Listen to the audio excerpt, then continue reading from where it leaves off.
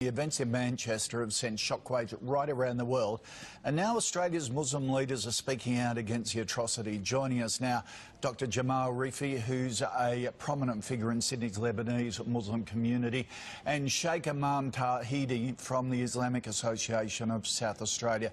First, you, Imam, the suicide bomber, 22 years old, born in Manchester.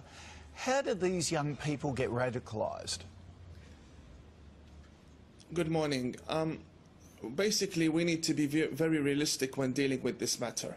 You have a 22-year-old who gets radicalized over 2 or 3 sermons within a Friday mosque gathering, and the killer of Curtis Chang in Sydney was 15-year-old, and just on the 23rd of this month, 2 days ago, we had a 22-year-old female who is now being arrested, or was arrested, after having ties with ISIS in Adelaide. Now, this age is an age where someone would expect people to be going out, having fun, but no, we have a large number of youth that are being radicalized.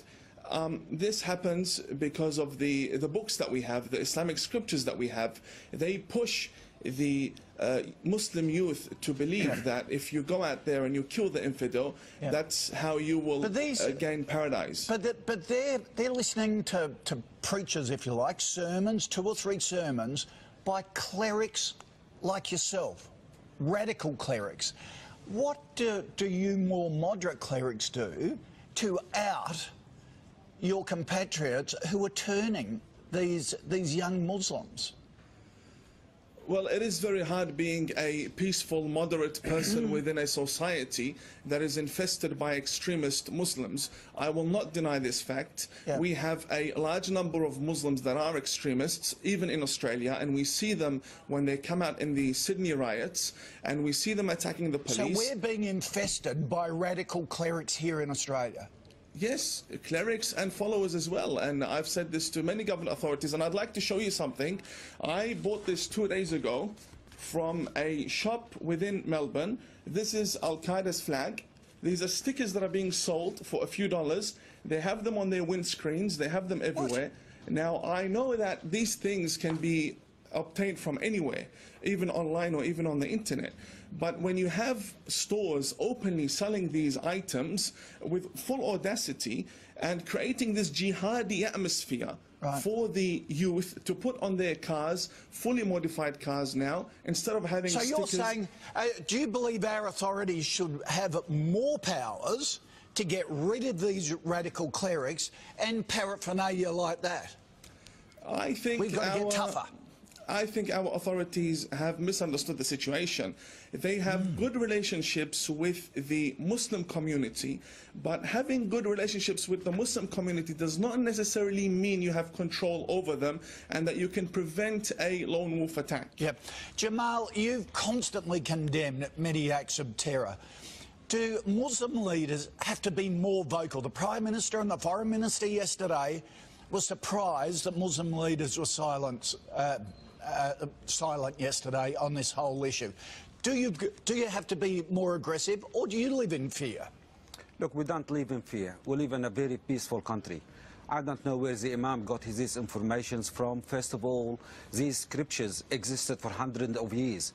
They didn't incite for violence or terror act. It is an ideology of the so-called Islamic State and Daesh, and they are actually targeting the vulnerable young people, impressionable people. But we are Australian. Our Prime Minister has expressed the feeling of the nation, and that includes Australian Muslims. Our Grand Mufti only yesterday, our Grand Mufti have condemned this act. We have shouted from the rooftops our condemnation of these acts. Now, Imam, what more can we do? Only last Jamal, week... Imam, you're shaking your head. Is there a disconnect between Muslim leaders? I disagree. I disagree. We have a situation where there is a month doesn't go by without a terrorist attack happening somewhere around the world.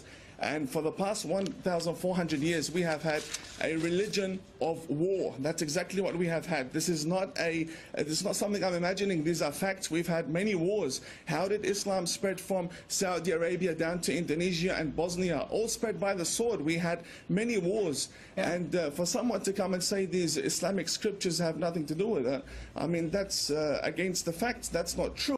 The Islamic scriptures is exactly what is pushing these people to behead the infidel. Let me tell you something. The people that are beheading, that the person that killed the young girls in Manchester did so believing he was going to dine with the Prophet Muhammad that very night. And that is because the Islamic scriptures... That's not true. There is nothing...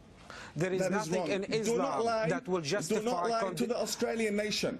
Listen, we have in our books the teachings that will of Ibn justify killing innocent teach people. To behead people and to kill and massacre people. You cannot sit there and lie to the Australian people. No, wait a second. I came here believing that you are a moderate person. Do not lie to the Australian public. Reply to Jamal. Do not lie to the Australian public. Our books teach the beheading of people. Jamal, you go ahead.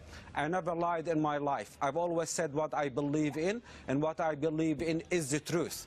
Now, these these suicide bombers, that what we saw in Manchester, everyone would know in the Muslims community that he is not going into heaven, he's going to hell. He just killed innocent people, let alone children. It is a horrific act. We condemn it, we are against it, and there is nothing in our religion will support killing of innocent people. Full stop. Okay. All right. Thank you for you both for your time this morning. I appreciate it. Thank you.